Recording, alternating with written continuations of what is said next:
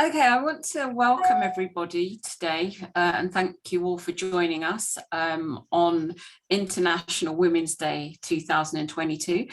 My name's Saleyha Ahsan and I am the chair of the panel this evening, talking to some incredible women with some incredible expertise and knowledge in the area of our title, which is Building Solidarity with Muslim Women in Conflict.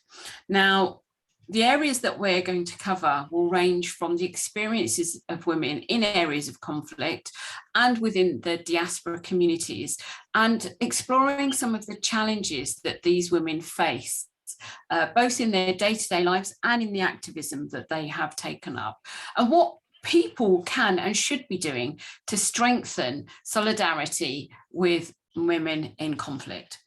Now, before we hear from the panelists themselves, I'm just going to run you through who we have with us this evening. We have Maira Aisaeva, who will talk to us from her position and experience of the Uyghur genocide. We have Dr Sanja Bilic, who will explain about the plight of women in Bosnia. We have Nadia El Nacla, who will actually not sadly be joining us, but who has sent us a video about women in Palestine. And we have Shah MP, Member of Parliament, whose focus is on Muslim women in Parliament and advocating for Muslim women globally. So before I begin and open the floor, I just want to kick off by giving a brief background to each speaker before I invite them to speak. First of all, though, we will start with a video from Nadia. Now, Nadia El Nacla is a counsellor and an SNP activist, and she spent many years mobilising community support and awareness of events in Palestine. The picture that you can see at the front of the presentation is actually Nadia's grandmother. Nadia describes that the strongest, most resilient women she's ever met are Palestinians, and her grandmother is an example and epitomises peaceful resistance of the occupation just through the way that she has lived her life. So if we could please have Nadia's film.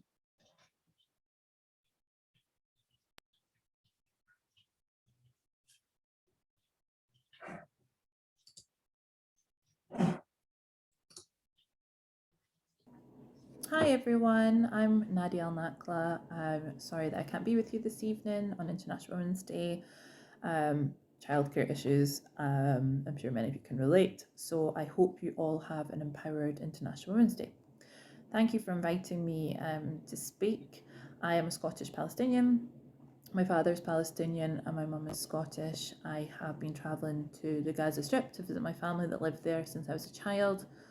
Had a profound effect on me, led me to study politics at university, be a lifelong activist. It's once you've been to Palestine or a conflict situation and you experience and you see injustice that you're not used to, that you wouldn't have in the UK, the ability to travel, we felt it all in lockdown, not being able to leave our homes, not being able to, I think it was like you went for one walk or you could go a mile, or you couldn't leave your council area, we all struggled with that. And, for this to be the life of millions of people it's very hard to watch, and it's hard to completely relate because then I would come back. Talking about conflict for the impact on women, we know that women are already mistreated within society, so if you add a conflict situation in, it's just extra barriers. Also in a society that tends to be more patriarchal, you've got the vulnerability of women's health. I went to a gynecologist once with my sister. I must be about 15, so it was about 20 years ago now. And we were down back alleys. She actually told me we were going to the opticians. I was going down these back alleys and I couldn't see any signs, and it was dark and it was wet. I was asking, where are we going? We got there and started to undress. So I thought, well, this isn't opticians. And there was like this just a metal, really old bed with metal stirrups. And I thought, oh, right, okay, this is where we are. But the shame in that and the lack of discussion around women's health back then, I'm not sure if it's exactly that way, but now was just, it was really intense. So you have women's health issues already. There's a health crisis in Palestine, in Gaza Strip. There's not enough medicine, there's not enough hospital beds, so women's health is just going right down at the bottom. If you imagine getting divorced in Gaza, when you're under siege and you can't leave, the legal implications of divorce, the custody of children, again, just a huge barrier put in with the fact that you're in a conflict situation. So we also have like just over 2 million people in the Gaza Strip. So you have pretty much nearly half of Scotland, which are completely oppressed. And the cycle of oppression will lead that those that are oppressed will oppress others. So, you've got men that are completely emasculated, and then you might have them oppressing their wives, and then you have them maybe the issues then with the children. So violence against women, which is an issue across the globe, will obviously be relevant and happening in conflict situations. So again, just in completely completely intensified the fact that you cannot leave, you physically cannot leave that place. So layers of vulnerability, is the fact that you're very much constrained in this place. Feelings of grief, loss and fear, huge in a conflict situation. So impact on mental health, and getting help and support there. Again, another kind of taboo subject. You'll be told just pray and everything will be fine. You should have trust in God, so you shouldn't be feeling certain ways, but you have again such intense feelings and in such horrific situations. You might have lost family members, you're living in a war zone at times. The impact on someone's mental health, the post-traumatic stress disorder, and those never been given the opportunity to be spoken about and dealt with and processed is just, I'm actually a registered therapist, and I can't imagine not only not being able to process all of that and given the space to do that, but the fact again that you are in this cycle, that you might process the fact that yes, you're in a very helpless situation, and that you were at a time very unsafe. However, that unsafety, your safety is completely unpredictable. I'm coming up to 5 minutes, so I'm trying to go fast. I would advise anyone that wants to make a difference for Palestine, for Yemen, you want to change refugee policy, get involved in politics.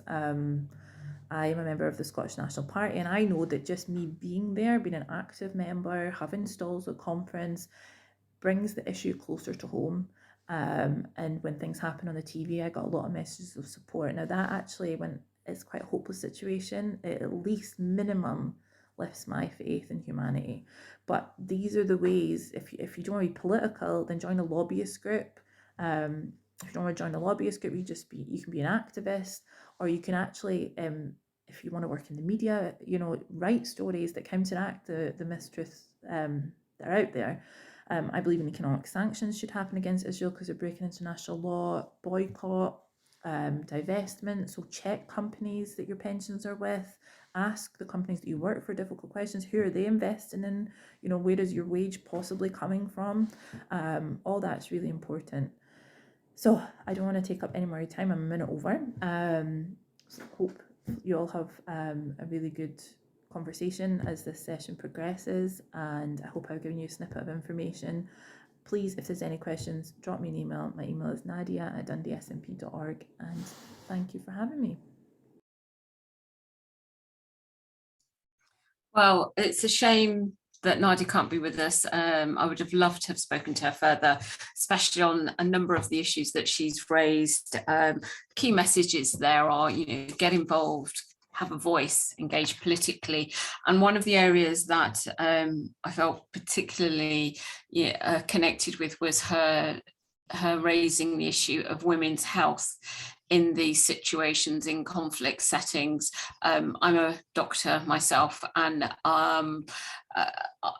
I've worked in conflict. In fact, I was in Palestine for a while during the Second Intifada, and it was where I first got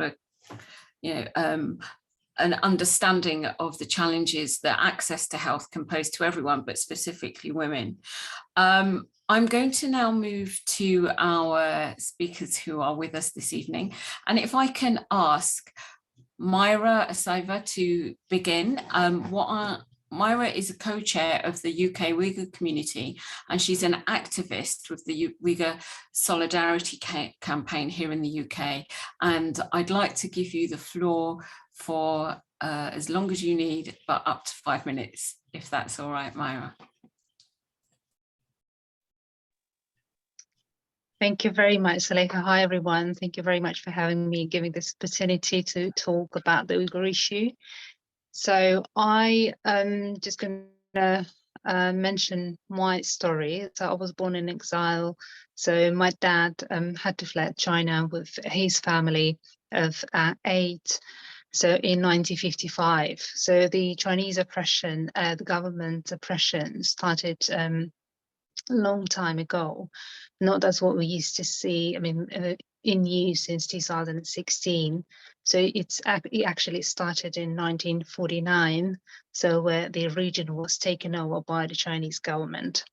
So my dad's family, half of his father's family was also killed by Chinese regime. Right, so since 2016, so for over 5 years, so we've been witnessing the genocide that's happening in the region, and it's Turkestan. So, and 1 to 3 million Uyghurs, they've been detained in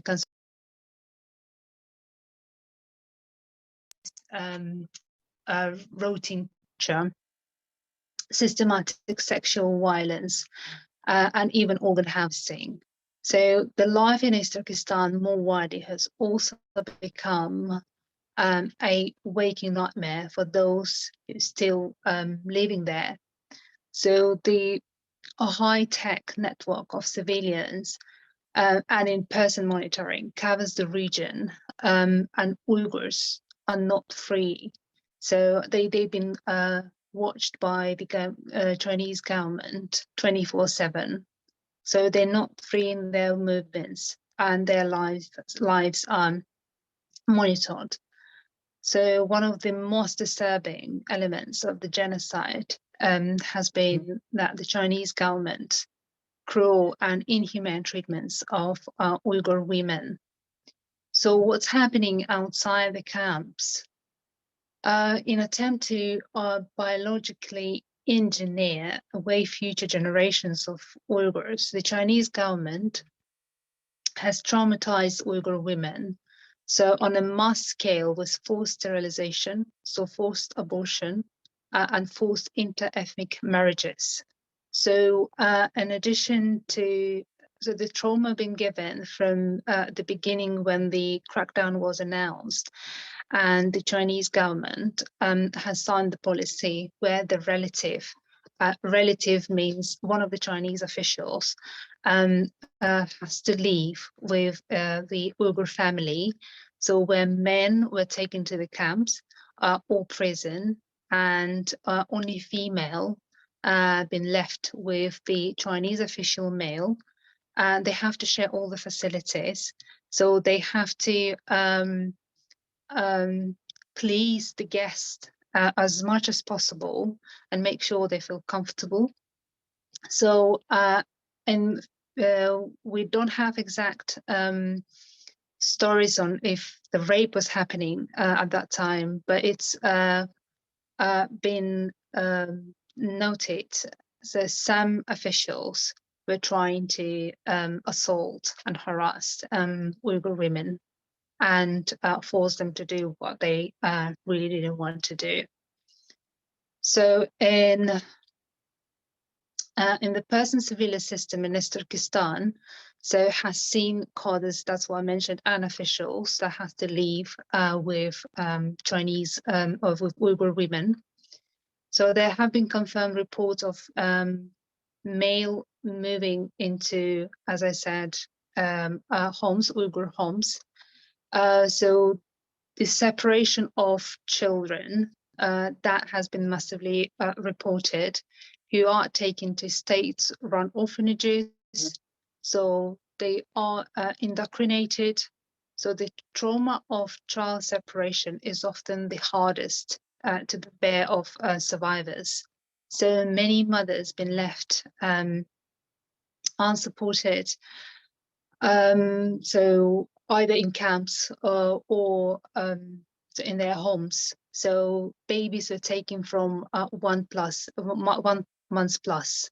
So after the birth, so only 1 month's been given to the parents, to the women or men to prepare to leave to camps, to re-education as they call camps, or they just charged with sentence and locked in prison.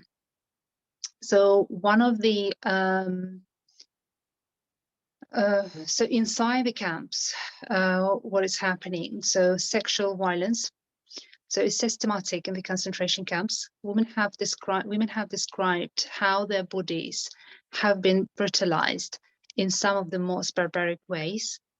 So sexual violence is used in interrogations, so used to punish women, to traumatize them severely. So at the end, so some of them might survive if they haven't received much damage to their bodies. So some of them mentally destroyed. And moreover, if you manage to get out of the camp and after within the next 6 months, you're not allowed to have any treatment. So many women, they are dying from bleeding. So if the sexual assault or rape happened to them several times in the camp. So one of the survivors, Gulbahar Hajavaiti, who lives in France, she said, "Women like me who emerged from the camps are no longer who we once were. So we are shadows, our souls are dead. This is what the Chinese government is doing to the women in our community." So women in exile, so there are so many strong females, Uyghur voices in exile. So we can't appreciate our camp survivors. There's about 12 of them, and I think 9 they are women and 3 are men. So, and they've shared their experience and valuable evidence of what's happening to Uyghur women. Not only Uyghur women, sorry, to Kazakh women, Uzbek women, so and other minorities in the region. So we do have activists like Zimmertai from World Uyghur Congress, Rahima Mahmoud, Dilnaz, who based here. So we are much living the same, tragedy as our survivors, because on daily basis we hear their stories, stories of other women, but they, some women, they can't, for some safety reasons, they can't share their details, or for other reasons they just can't disclose enough information. But that's, but when you hear such stories, it just destroys your, entire, you just become so frustrated. Women in diaspora, so we still carry the weight of the genocide. So camp survivors carry the trauma of what they have experienced. So those of us that left longer ago in the knowledge that our fellows of Uyghurs back home, including family members, are facing untold horrors. So the knowledge of survivors has helped to determine the genocide by the Uyghur tribunal that was concluded in December. So that the Chinese government is committing genocide against the Uyghurs and other Turkic groups in East Turkestan. It damages, it made its judgment on the evidence of mass sterilization, abortion, concluding that these birth prevention measures were designed to destroy the community. So the birth rate since 2016, especially in Uyghur community in the region, dropped by 84%. So this figure was found by so Dr. Adrian Zenz in his report.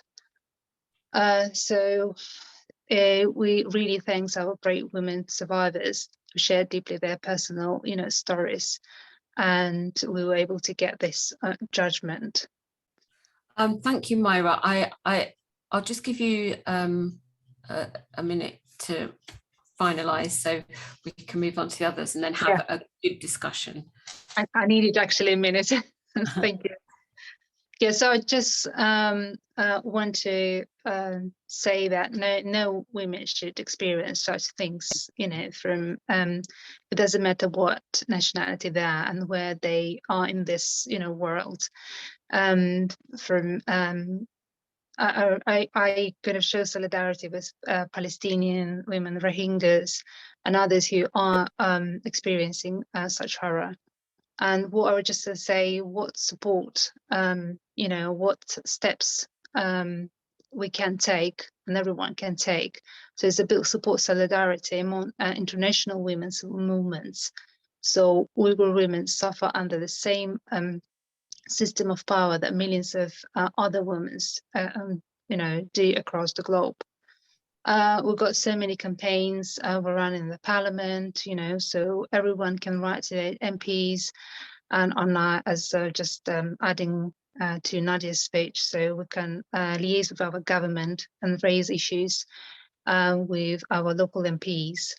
So we need to educate ourselves on other matters, so the Uyghur matter. So we need to read more about it, speak about it, bring to, to other communities in.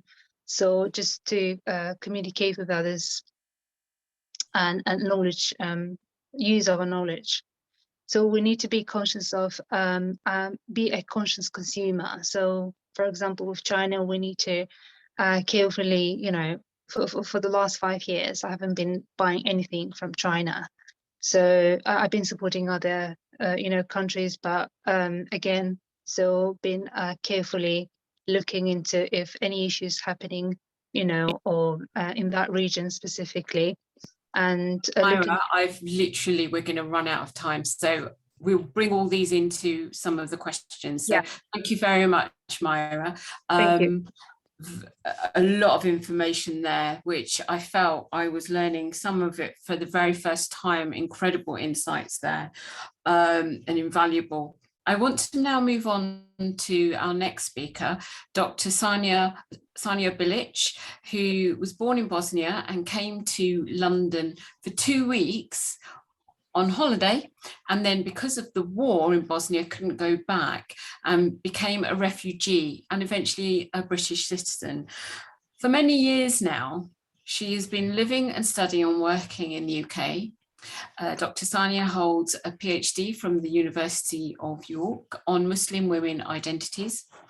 She has expertise that is related to gender and the intersectionality of European Muslim communities and the negotiation of everyday lived religious experiences. Her focus is on the intersectional discrimination faced by Muslim women in Europe.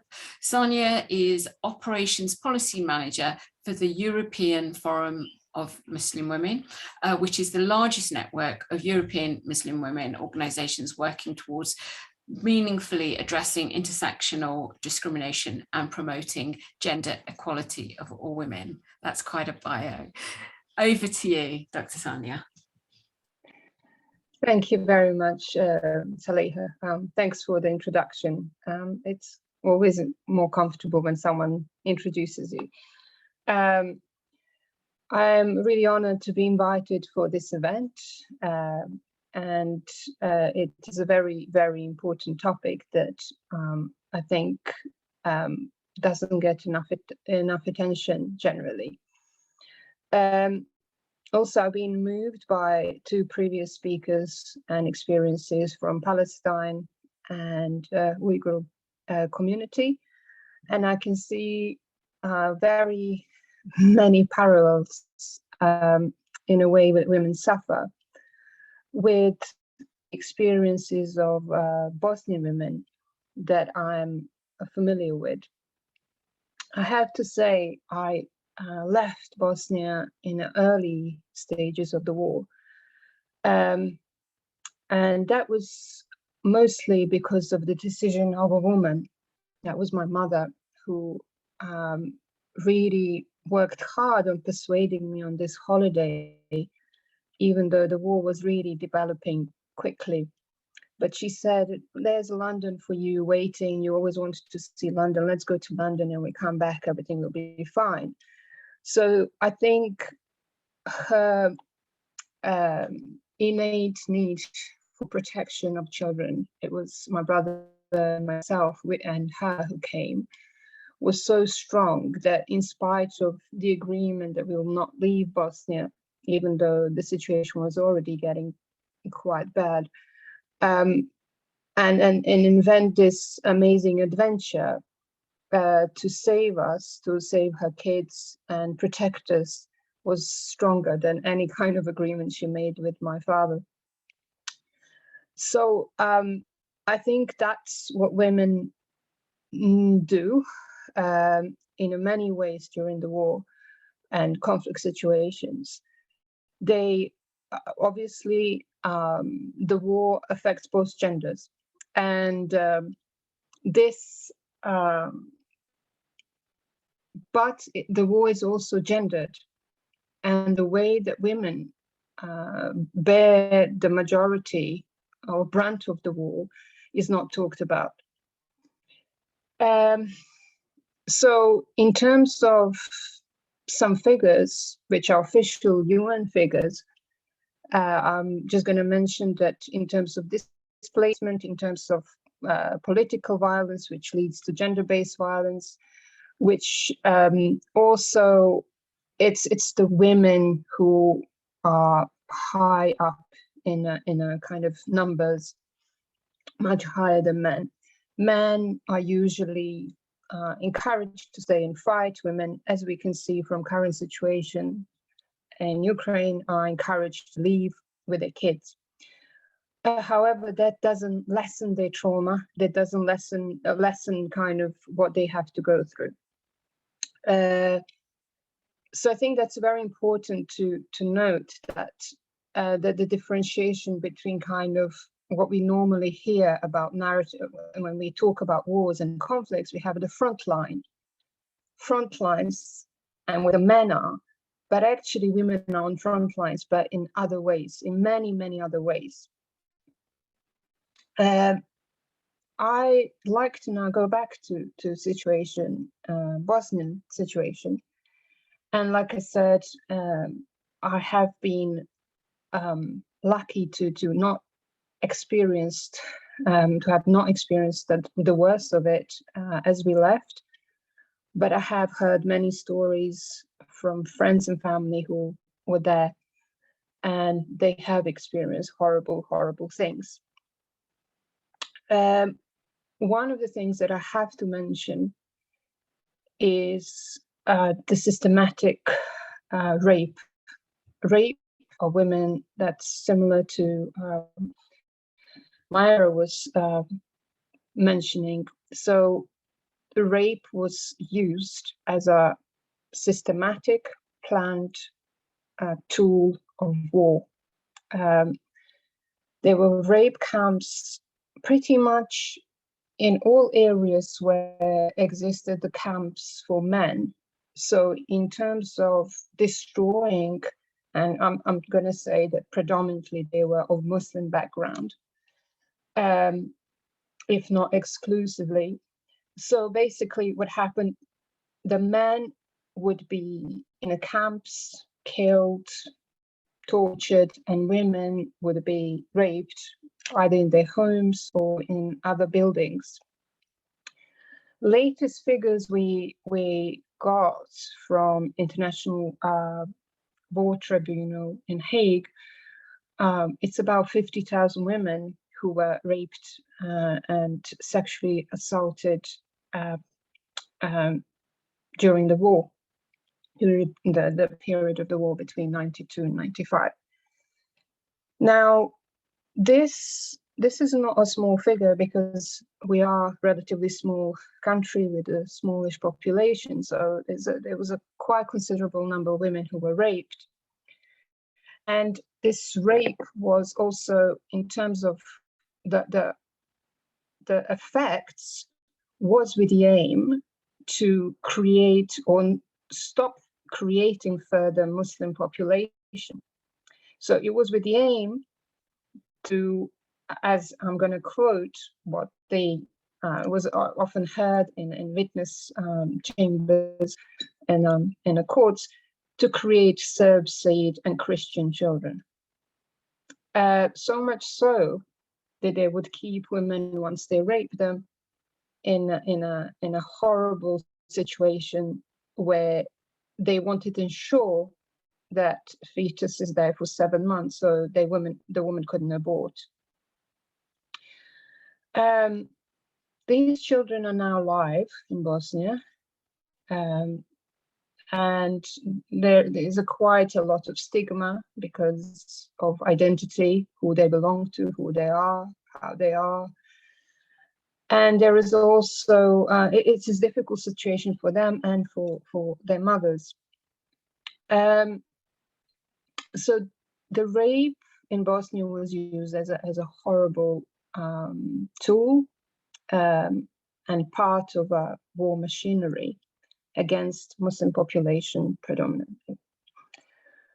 What I want to also say that on the more positive side, women express and again very similar to the story from Palestine and from Maira, from Uyghurs, they displayed such a resilience during this time, really remarkable. I mean, like superhuman almost resilience. In terms of urban kind of sites of conflict, especially in Sarajevo, where I come from, during the siege, which was the longest siege after Stalingrad in Europe, you know, there are stories about women organizing to continue the education, to continue cultural events, to continue fashion shows. In this way, and this is the thing, this is also a way to contest the conflict, to contest the war, to contest the horrid environment and everything they experience. Lack of food, no electricity, no water,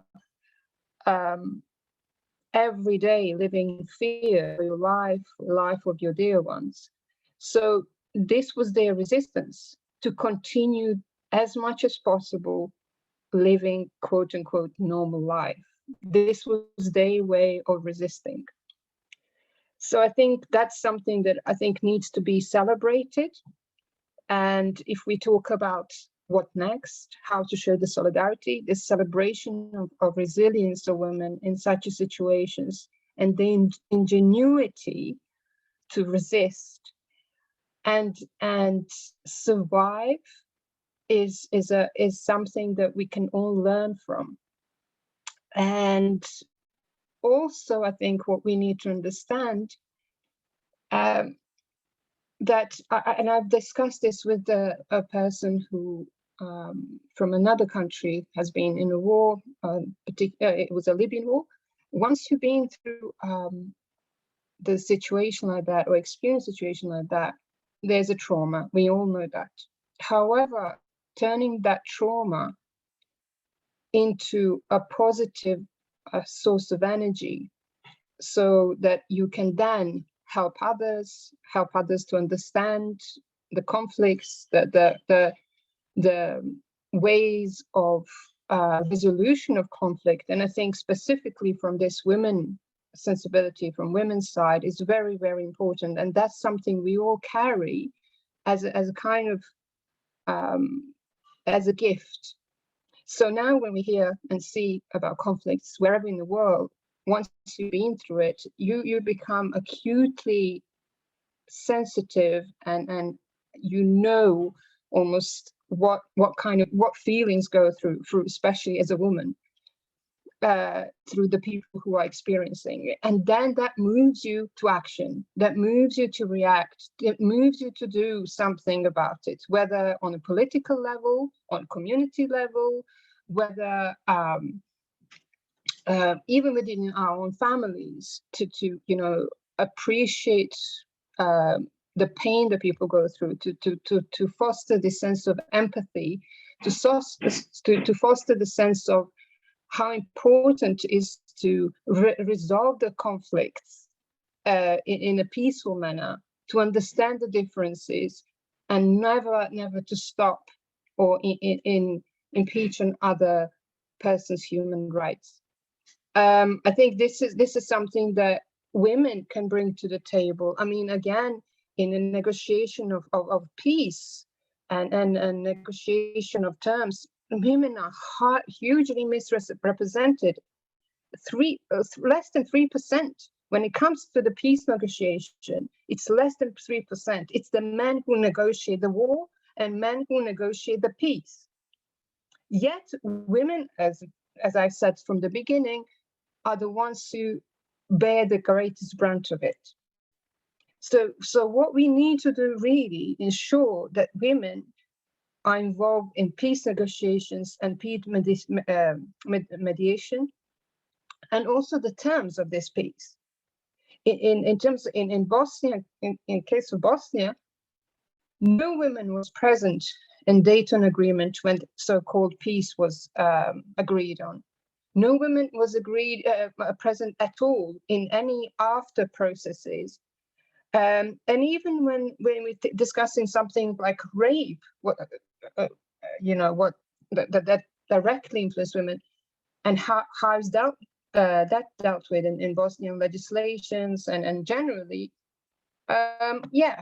witnesses there, but nothing really. Women are not included in how these horrible human beings are persecuted, what should happen to them, how this should be prevented, how is this talked about. Instead, they are, stigmatized, they have a very difficult life and mostly silenced. So this is all I'm going to say now, and leave the rest for discussion. Thank you very much. Sanja, again, very insightful and lots of reminders of, something that I'd say myself, and maybe others on the panel watched going through, and as the news coverage of it went on in the 1990s, and really I think it's only afterwards that the true horrors really emerged for the rest of us outside, and it is pretty depressing to know that women were just never part of the dialogue and the peace negotiations, and they still aren't very much today. And I just wanted to pick up on, there is a picture that's going around on social media of children sleeping on coats, I think in some underground station in Ukraine, and the caption is, if mothers ran the world, you can guarantee that there wouldn't be any wars, because children are sleeping on coats in the freezing cold in a bunker. I want to bring in now our final speaker. It is Naz Shah, a Member of Parliament for Bradford West and an award-winning campaigner and activist. Delighted to have Naz with us. In the past, she served as Shadow Minister for Women and Equalities and Shadow Minister of Housing, Communities and Local Government. She currently serves as the Shadow Minister of the Home Office and is the Vice Chair of the APPG for British Muslims and the Co-Chair of the APPG for Muslim Women. Naz, over to you. Thank you very much, and huge thank you for inviting me tonight. It's quite humbling to be following three amazing women talking about your experiences of China, of Palestine, and of Bosnia. I just got back from Parliament. I just want to share this with you. And we heard from Zelensky in the Ukrainian president through a live broadcast, which is quite unprecedented. And he was talking about, he told us about what was happening in Ukraine.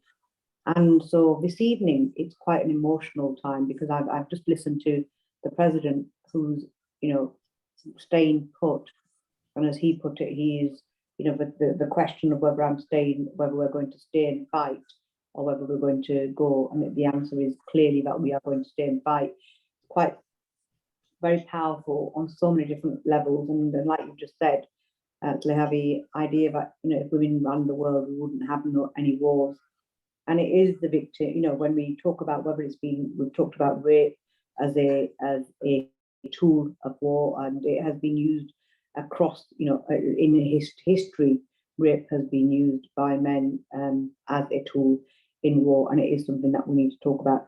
So I feel quite emotional addressing you all this evening, but I'm really, really grateful. I'm grateful for the invitation. And I want to congratulate you on this policy platform, because it's new and it's set up by, talking about Muslim women's experience, and that is something that is very, very close to my heart. And there are other areas in the world where Muslim women are also being persecuted. I'm only going to touch on them because I appreciate the time has really gone on, and there were very, very important speeches that we just heard and experiences that we just listened to. And those are, at the moment, there is gendered Islamophobia across the globe, and that gendered Islamophobia impacts on women. And I recently wrote to our Foreign Secretary, I haven't had a response yet, about the fact that women are being denied their hijab in India, in certain areas of India. And if we look at Kashmir and the conflict in Kashmir, which is ongoing, and again, it is the siege in Kashmir, the open calls for genocide against Muslims by the people associated with the ruling BJP party, which is in the Hindutva. Really, really, their ideology is steeped in Hitler's ideology. The RSF is, their policies and their ideology comes from Hitler. And then we have Putin doing what he's doing. And then we have, what's happening to the Uyghurs, what happened to the Bosnians, what's happening to the Palestinians. And women bear the brunt of all of these, and children. And I think that theme of what you've just talked about, of how if women ran the world, we wouldn't have conflict and wars. So you, all three of you, and all of the women listening, have my full solidarity and support. The women of Kashmir, I'm a daughter of Kashmir by background. My heritage is from Azad Kashmir, and I refer to myself as a daughter of Kashmir. I'm Pakistan. I've met women of Kashmir. I've met, there's been mass rapes of villages, and nobody's ever been held to account. There continues to be that, women living. I'll give you an example. When I was in Azad Kashmir and I spent my teenage years in Azad Kashmir, I remember being able to go to school. And whilst it is administered by Pakistan, I didn't have to walk past a man with a uniform and a man with a gun and wonder whether I was going to be dragged into a room and be raped, violated, or I didn't have to think like that. I could walk down to the village school and I could walk back. And that seems like normal. And that seems like, that to us, it's in here. I'm sat here in central London and my daughter walks to school and walks back. The idea of having a gun put to your head and, being a victim of war, of rape, as a tool of war, as a tool of oppression, as a tool of power and control over a minority community, it just doesn't be, I can't begin to imagine what it feels like. And I think some of that is about self-preservation, because I don't want to imagine what it feels like, because I'm not sure I'd be able to handle what it feels like, when you're talking about your personal experiences, be it your mother, be it yourself coming to the UK and not being able to go back to Bosnia after just coming for a holiday. I can't really find the words to describe it, but it's something that we have to protect each other, and we have to, make sure that we are taking care of one another and showing that solidarity worldwide, not just here in the UK. So you have my full solidarity, you have my full support. As a Member of Parliament, I've raised these issues. I've raised issues of the Uyghurs, I've raised issues of Bosnia, I've raised issues of the Palestinian struggles, and I will continue to do that as a woman, as a fellow Muslim woman, not just as a fellow Muslim, but as a woman, as a fellow human, because you don't have to be Palestinian, Bosnian, Kashmiri, or Uyghur to understand and to show that solidarity with those that are oppressed, and in particular on International Women's Day. I do wish you all a happy International Women's Day. It's lovely to be on one day where I really, really enjoy speaking to fellow women who have so much passion to change the world, and each one of your contributions, chips away at making this world a better place and to end that gender bias, because only then will we have truly achieved what we set out to achieve by having an International Women's Day, which is having that parity and these conflicts ending, and that brutality against women ending, and that equality being realised across the globe for the sake of not just us, but for the sake of all of humanity. Because if women, like you said, I'm going to say it for the third time, because it's so profound, if women ran the world, we wouldn't have the world. Thank you very much. Thank you very much, Naz, and for sharing your work, especially today. And I cannot imagine what your day-to-day job must be like at the moment, as we all sort of are fixated and focused on what's happening in Ukraine. But what I do want to say is to bring everyone in. Obviously, there's been a lot of dialogue and coverage on Ukraine. It's horrific. What has been heartening to see is the response globally, politically, through institutions, through business, through finance, through all the institutes globally around the world, to come down on the aggressor, on Putin and the way that he is conducting this war.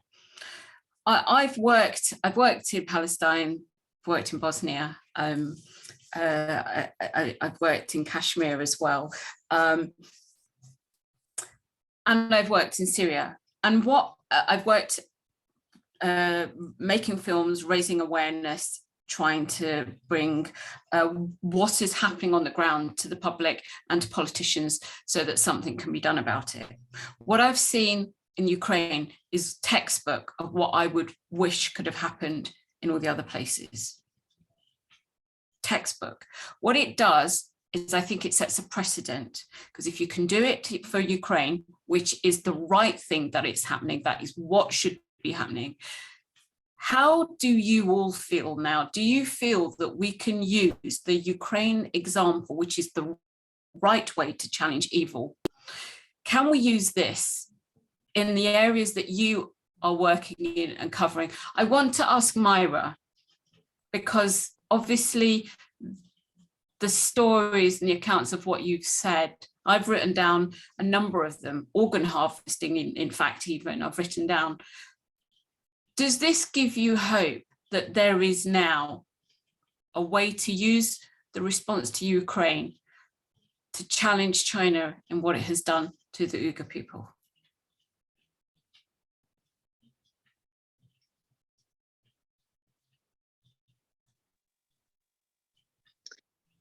Right, I think, thank you for the question. I'm not sure if I can fully respond to that, but I think when we're comparing, Russia and China, so we just need to kind of think of China's economical power that it's got in the world. So, and we've been seeing now, so in regards to Ukraine, how the world responds to the crisis. So how everyone, stood up and just started making voice for the Ukraine, show support, solidarity. More than, these, I think, hundreds companies been recalled, sanctions across the globe. Quite harsh response has been made. We were expecting this for many years for the world to do towards China. And so what we've been facing, so the obstacles are that many countries are dependent on China economically, and have their own political, economical interests, and just kind of closing eyes on our issue and say, we can't do anything because we are dependent. So it's quite difficult in our case. More developed and strong countries, and some of them, like in Europe, it's obviously France, Germany, even Lithuania, I think, and Kosovo. So they announced their political, kind of way of how they can support Uyghurs, and they are against the Chinese atrocities and human rights abuses. So they are supporting Uyghurs. But for the rest of the world, especially Muslim world, so we've been very sad to hear and watch that the responses from Muslim countries, for example, been so poor, and they've been all supporting China on their policies. So I think at the beginning, when the United Nations mentioned this issue, so many countries, Muslim countries, just signed an agreement with China that they're supporting their policies, and I think only Qatar so recalled their signature to say that they want to be neutral. And since then, we haven't kind of hear or see that Qatar been involved in any of support. But these Central Asian countries, for example, we have diasporas in Uzbekistan, Kyrgyzstan, Kazakhstan, so more than 50,000 people living there, and still economical dependent countries. They would never say a word. They trying to stop the communities over there. So let's say like Kyrgyz or Kazakh governments, they control Uyghur diasporas, so on their lands, just because China would come back and say, you have to do it because you economically depend on me. I just want to now go to Sanja, only because we are running out of time, but I just wanted to ask you, Sanja, how, obviously there was an allied intervention, NATO intervened in Bosnia. Was it enough though? And clearly we're hearing still to this day some of the most harrowing and ongoing repercussions of the crimes against women that were conducted with purpose actually and planning. Okay, there's a few things. I'll try to be brief as I can and bring the points across that I think are very important. So what you mentioned and responses we see in Ukraine are quite different, I would say. I think it's difficult to say good or bad when it comes to the conflict, and when you're going through the conflict from the point, from the first person perspective we're experiencing, it's very hard to see what's good or bad in that sense. What's happening to you is very bad. Even the fact that you have to sleep away one night in a shelter is bad enough. Now, how do the reactions of the world and stuff that grows with as a conflict progresses? So I think the reactions of that, it's very hard to kind of judge. When something is bad, is bad. So I think for that I will leave that. What is interesting that both Ukraine and Bosnia are in Europe. In fact, if we want to, consider Bosnia geographically, it's very much in heart of Europe. We are neighboring, we are across the sea from Italy, quite close to Austria. We are right there. However, when the conflict happened, Europe did not react much for a long, long time. We were European, but we are racialized. We were racialized because we had Muslim names. for Muslim countries and Muslim nations, Muslim majority nations, we were not Muslim enough. So we didn't get much help from them either. So we were pretty much left to our own defenses. Of course, there was embargo. No one could help. No one can come in. No one could go out. For a majority of the time when the war was happening. So this is the thing. I think it's important aspect of this reaction that the reaction to what's happening in Ukraine is very much racialized, and we see this with the receival of refugees. We see this with the way the narrative is happening in the media. We see that there is distinction. Not all refugees are obviously equal. Not all suffering is equal. It seems like not everyone's tears are equal. Not everyone's flight is equal. So we have this racialization of suffering or monopoly on suffering depending on who you are. But I think what Maira has mentioned, I think it's very important to understand economic and global power structures at play. And this is where we, as Bosnia, a little country which newly became independent, we were nowhere. We were nothing. We were nothing on that scene. We were strategically important, and everyone wanted a piece of us. And everyone, I think, that would be my opinion based on what happened, wanted really rid of this indigenous white notion of Muslim Europe. That's I think what was really a bother for most of the people.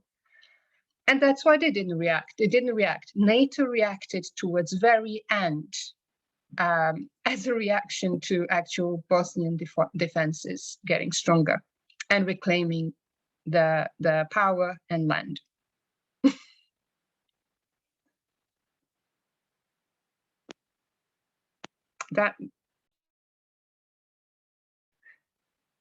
Sorry, you are mute.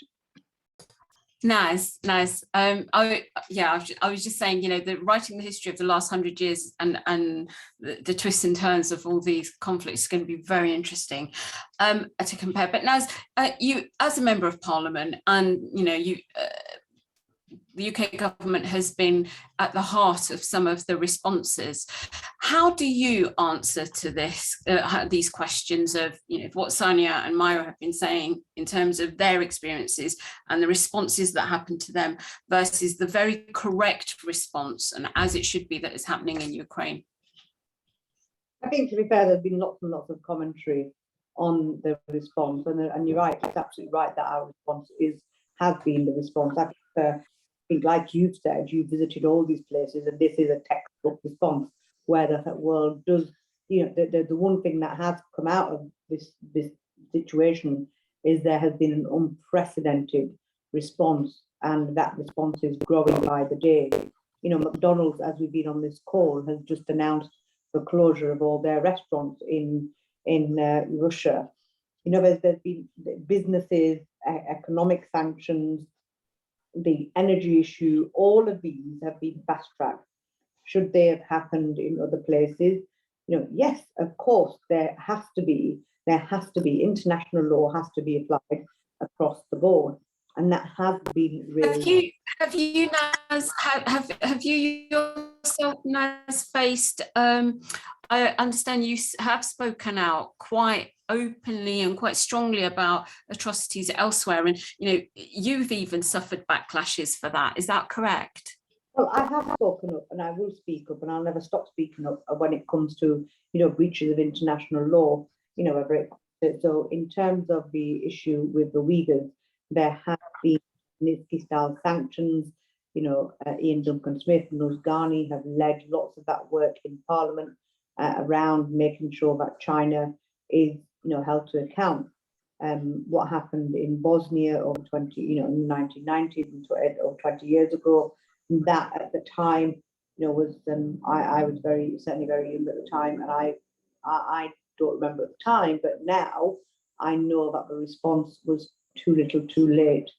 and otherwise we wouldn't have had the massacre in Srebrenica. We wouldn't have had, we wouldn't have had any of that. And I wish that we'd have had the response that we see today. And whilst today's response is right, we've learned lessons from the past. And I think those lessons are indicative. Some of those, it does hearten me to see that the world is acting in a united way against the Ukrainian invasion, the Russian invasion of Ukraine. And I think that, is that because lessons have been learned? No doubt, from our failures in Bosnia, perhaps. Is that, are we acting? As a government, history will be the judge. History often belongs to the holder of the pen.